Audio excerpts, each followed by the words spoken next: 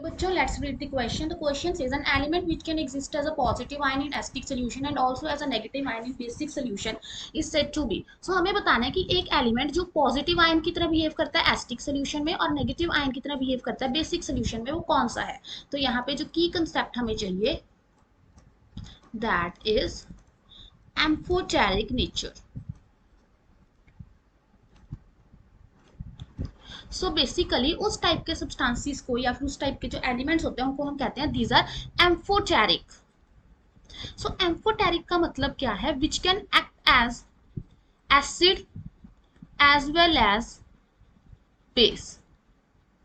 Okay, so अगर हम यहाँ पे देखें हमारे पास फॉर एग्जाम्पल वाटर है. So water can act as acid as base also. Suppose water जो है हमारे पास एज अ बेस एक्ट कर रहा है, तो इसके साथ अगर हम इसकी रिएक्शन करवाएं लेटर से एसिड के साथ, सो हमारे पास क्या होगा? ये एक्वस सोल्यूशन है, ये हमारे पास लिक्विड में है.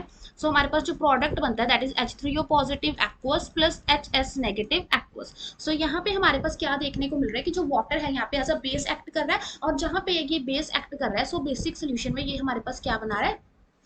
बेसिकली हम देख सकते हैं हमारे पास H3O पॉजिटिव में कन्वर्ट हो रहा है और HS नेगेटिव हमारे पास मिल रहा है. और सेकेंड अगर हम इसको देखें as a acid, so acid का मतलब क्या होता है हमारे पास?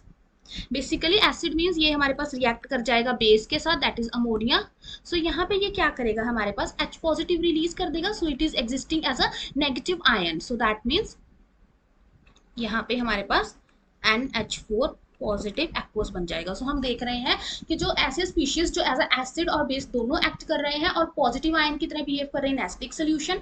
अगर हमारे पास एसिडिक सोल्यूशन है फॉर एग्जांपल H2S, और हमारे पास नेगेटिव आयन की तरह बिहेव कर रहे हैं अगर हमारे पास बेसिक सोल्यूशन है, तो वो कौन से सब्सटेंसेस है? Amphoteric elements. Hope you find the answer. Best of luck.